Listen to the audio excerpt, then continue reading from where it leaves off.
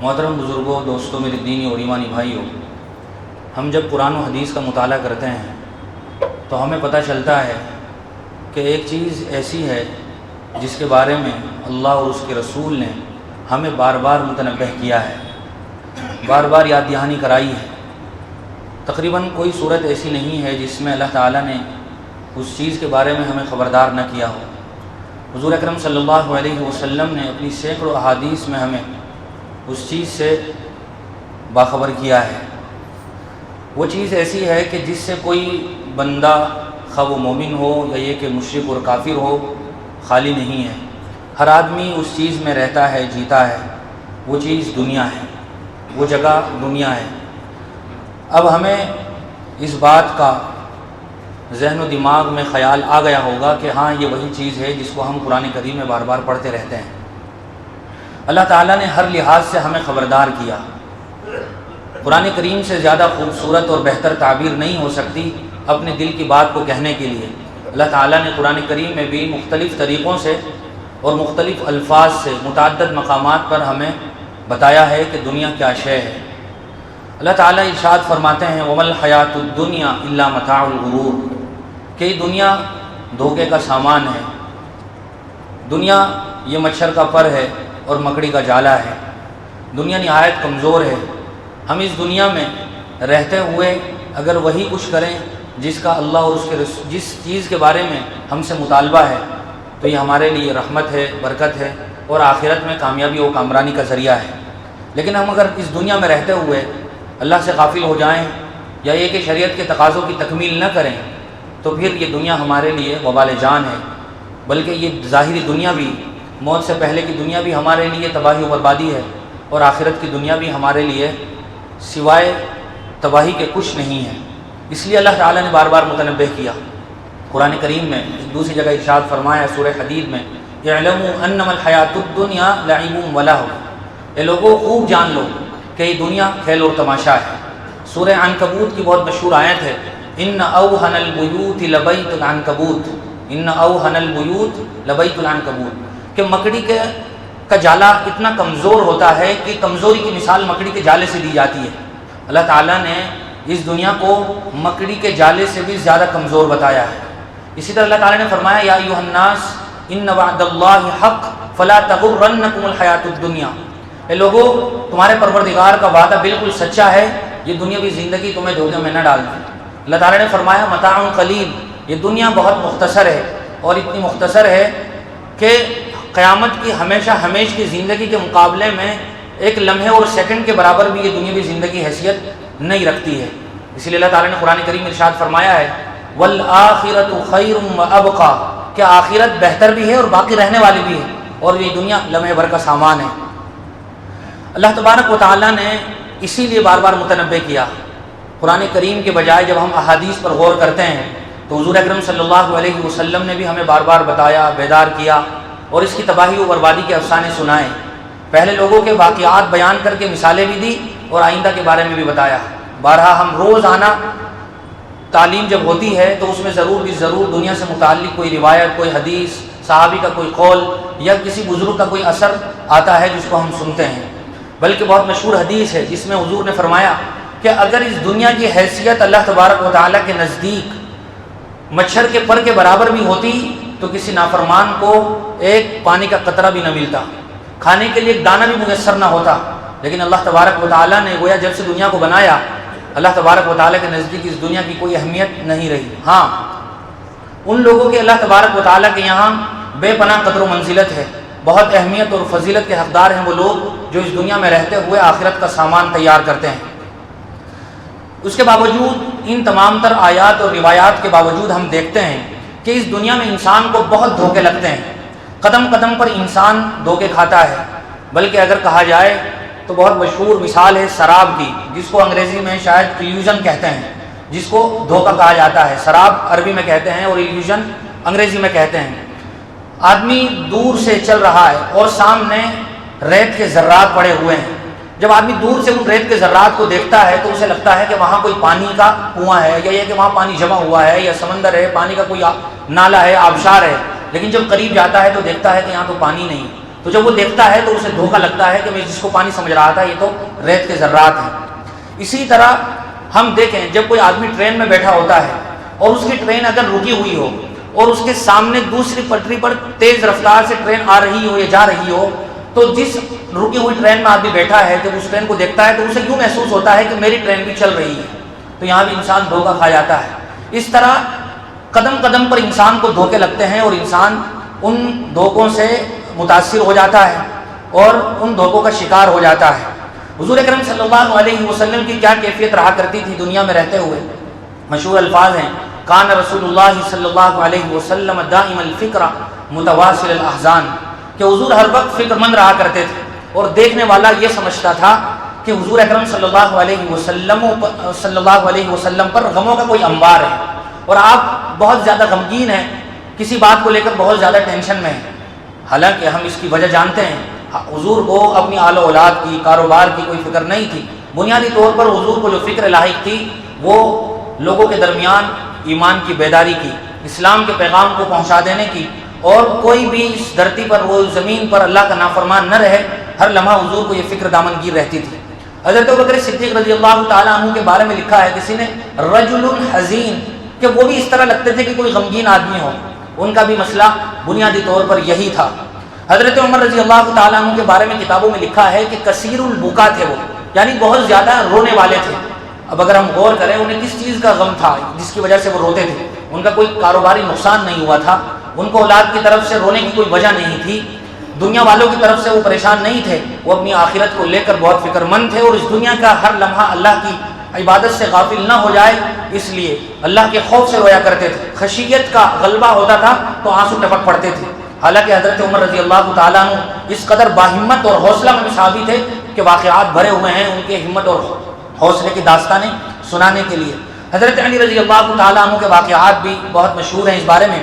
ایک مرتبہ تہجد کی نماز پڑھ رہے تھے، اسی کے بعد یا اس سے پہلے انہوں نے کہا ایک مرتبہ، یا صفرا یا بیضا غری غیری، اے سونے اور چاندی کے ڈھیر، مجھے نہیں کسی اور کو دھوکہ دینا۔ یہ وہ کیفیت تھی فکر مندی کی جو ہمارے لیے بہترین مثال ہے اور مشعل راہ ہے۔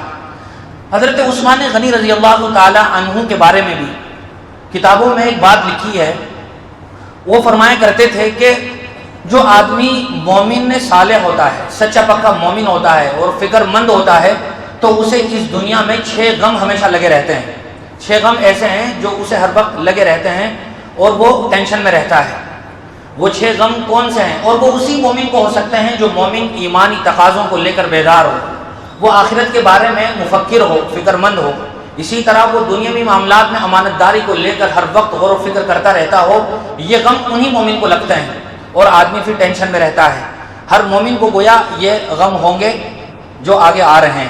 حضرت عثمان غنی رضی اللہ تعالی عنہ نے فرمایا کہ سب سے پہلا غم یہ ہے کہ اہل و عیال اس مومن کو ذکر خداوندی سے غافل نہ کر دیں۔ جو آدمی پکا سچا مومن ہوتا ہے اسے ہر وقت یہ فکر، یہ غم لاحق رہتا ہے کہ کہیں میری اولاد اور میرا مال مجھے اللہ تعالیٰ کے ذکر سے غافل نہ کر دے۔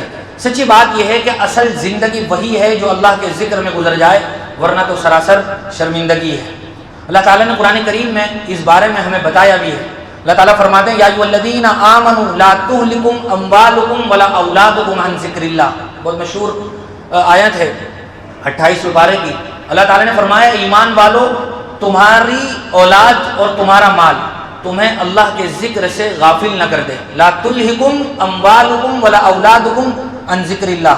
اور ایسا ہم دنیا میں بارہا تجربہ کرتے ہیں، دیکھتے ہیں کہ سب سے زیادہ جو 2 چیزیں ہیں انسان کو غافل کرنے والی اللہ سے، وہ یہی 2 چیزیں ہیں، اور یہ وہ 2 چیزیں ہیں کہ جن سے انسان کو ہر وقت واسطہ رہتا ہے، ہر وقت انہی چیزوں سے واسطہ رہتا ہے۔ یا تو آدمی کھانے کمانے میں مشغول ہے، یا جو وقت بچتا ہے وہ بیوی بچوں کے ساتھ مشغول ہے، اور یہ 2 چیزیں انسان کو بسا اوقات اللہ تعالیٰ کے ذکر سے غافل کر دیتی ہیں۔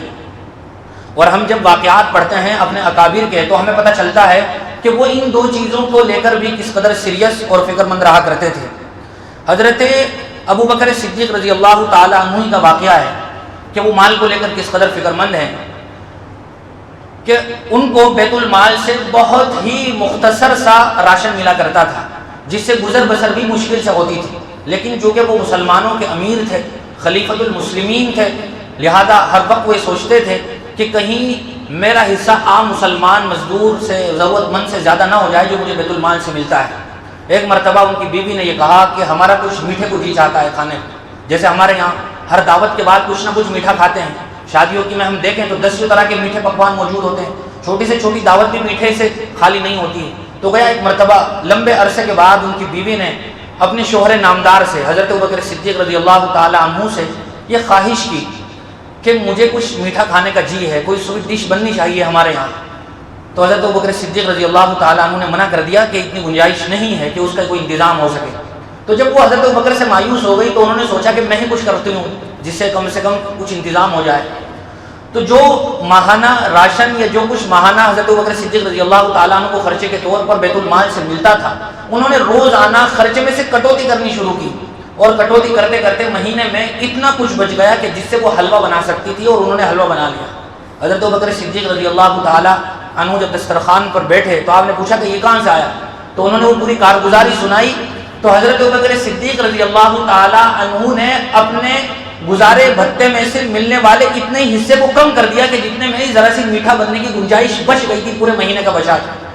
حالانکہ اگر وہ لے لیتے تو کوئی گناہ نہیں تھا، وہ روزانہ بھی اپنے گھر میں میٹھے کا انتظام کر لیتے تو کوئی گناہ نہیں تھا، لیکن جو غم تھا عام مسلمانوں کا، یا جو فکر تھی اپنے بارے میں، اور صحابہ چونکہ اس دھرتی کے نبیوں کے بعد سب سے مقدس انسان ہے، تو اللہ کے جو بندہ جتنا قریب ہوتا ہے وہ اتنا ہی فکر مند ہوتا ہے اتنی چھوٹی سی چیزوں کو لے کر بھی، گویا یہ انہی کے ہی عہدے اور انہی کے منصب کی یا ان کی عظمت کی بھی بہت بڑی دلیل ہے۔ تو حضرت ابوبکر صدیق رضی اللہ تعالیٰ عنہ کا یہ واقعہ ہمارے لیے بہت سبق آموز ہے۔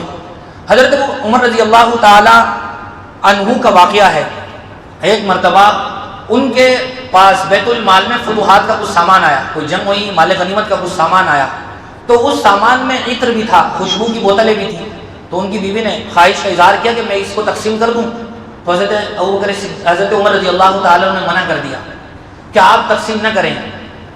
جب وہ سامان بڑھ گیا تو انہوں کی بیوی نے پوچھا کہ کیا میرے اندر اتنی اہلیت یا قابلیت نہیں تھی کہ میں اس کو بانٹ سکتی تھی، یا کہ آپ کو مجھ پر اعتماد اور بھروسہ نہیں تھا کہ میں اس کو تقسیم کر دیتی؟ حضرت عمر رضی اللہ تعالیٰ عنہ نے جو بات ارشاد فرمائی، سچی بات یہ ہے کہ وہ آب زر سے لکھنے کے قابل ہیں، سونے کے پانی سے اسے لکھا جانا چاہیے۔ انہوں نے کہا کہ اصل میں اس سامان میں جو عطر تھا، اس عطر کو تقسیم کرتے ہوئے اس آپ کے ہاتھوں میں وہ خوشبو لگ سکتی تھی، اور مجھے اتنا بھی گوارا نہیں ہے کہ بیت المال کا کوئی اتنا ذرہ بھی ہماری ذاتی زندگی میں خرچ ہو جائے۔ یہ احتیاط کا وہ عالم ہے یا وہ پہلو ہے جس کو ہم آج کل کے زمانے میں سوچ بھی نہیں سکتے ہیں، بلکہ اگر ان صحابہ کو درمیان سے نکال کر یہ عمومی گفتگو کی جائے تو کوئی آدمی کہے گا کہ اس آدمی کا یہ پاگل ہو گیا ہے، اس کی عقل سٹھیا گئی ہے، یہ ایسی باتیں کرتا ہے۔ حضرت علی رضی اللہ تعالی عنہ کا واقعہ ہے، بہت اہم واقعہ ہے۔ حضرت علی رضی اللہ تعالی عنہ ایک مرتبہ حضرت عمر رضی اللہ تعالی عنہ کے پاس گئے ملاقات کی غرض سے۔ جیسے ہی وہ داخل ہوئے تو حضرت عمر رضی اللہ تعالی عنہ نے پوچھا کہ کیسے آنا ہوا، کوئی ذاتی مشورہ کرنا ہے، کوئی ذاتی بات چیت کرنی ہے، کوئی پرسنل میٹر ہے آپ کا، یا آپ سرکاری یا ریاست اسٹیٹ کے بارے میں کوئی بات کرنا چاہتے ہیں جس کا تعلق عام انسانوں سے ہے، مسلمانوں سے ہے، حکومت سے ہے؟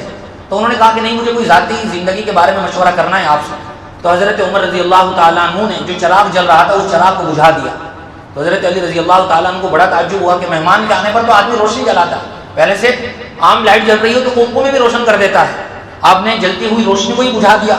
تو حضرت عمر رضی اللہ تعالیٰ عنہ نے جو جواب دیا، اگر ہم اس جواب کو آج حکومت کرنے والے یا کسی بھی سرکاری نمائندے چپراسی سے لے کر وزیر اعظم تک ان کی زندگیوں میں ہم جب اس سے کمپیئر کریں تو زمین آسمان سے بڑھ کر اگر کوئی مثال دی جا سکتی تھی وہ مثال دی جاتی۔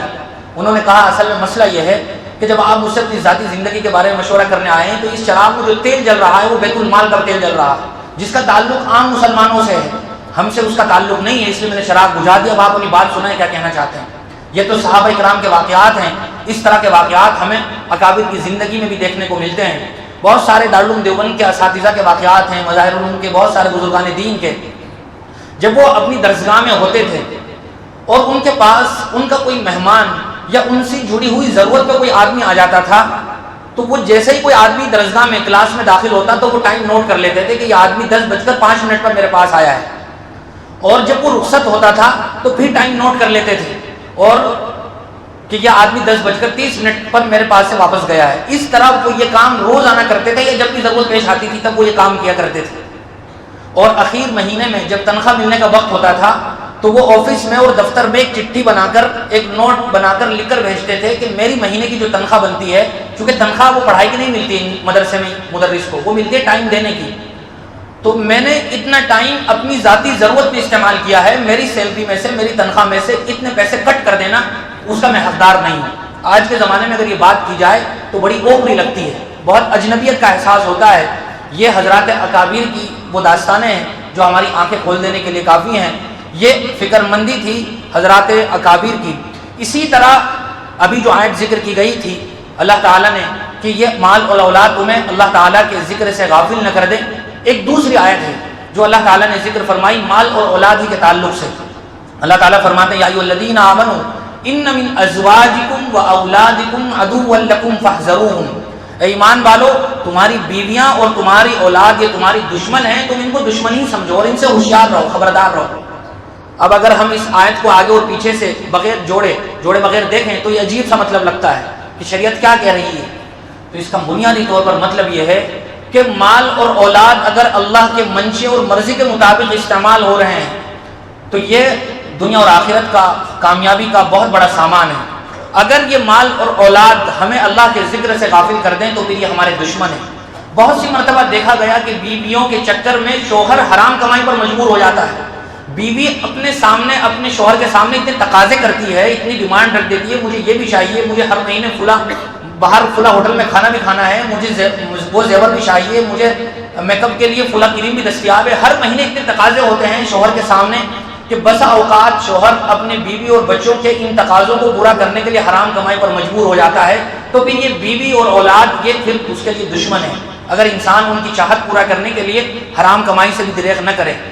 اسی طرح بہت سی مرتبہ دیکھا اور سنا گیا کہ بیوی اپنے شوہر سے یہ کہتی ہے کہ تمہیں داڑھی رکھنے کی اور اپنے چہرے پر سنت سجانے کی کوئی ضرورت نہیں ہے، بہت بری لگتی ہے، تمہارے چہرے کی شکل بگڑ جاتی ہے، میں اپنی سہیلیوں اور اپنے فرینڈز کے درمیان تمہیں لے کر بھی نہیں جا سکتی ہوں. کئی ایسے واقعات سننے میں ملے کہ جس میں شوہر کے داڑھی اور اس سنت کو چہرے پر نہ سجانے کی بنیادی وجہ بیوی تھی، اور بیوی نے اپنے شوہر سے زبردستی مطالبہ کیا کہ میں تمہارے ساتھ نہیں رہ سکتی ورنہ تمہیں یہ بال نعوذ باللہ داڑھی کٹوانی پڑے گی. تو یہاں یہ بیوی رحمت نہیں بلکہ زحمت ہے اور دشمن سمجھی جائے گی شریعت کی نظر میں. کئی مرتبہ ایسا ہوا اور بسا اوقات ایسا ہوتا ہے. وقت تقریباً ختم ہو رہا ہے. بہت ساری باتیں ہیں حضرت عثمان غنی رضی اللہ تعالیٰ عنہ کی، یہ جو 6 باتیں ہیں آگے آ رہی ہیں. اللہ تعالیٰ ہم سب کو صحیح سمجھ نصیب فرمائے. وآخر دعوانا الحمدللہ رب العالمین.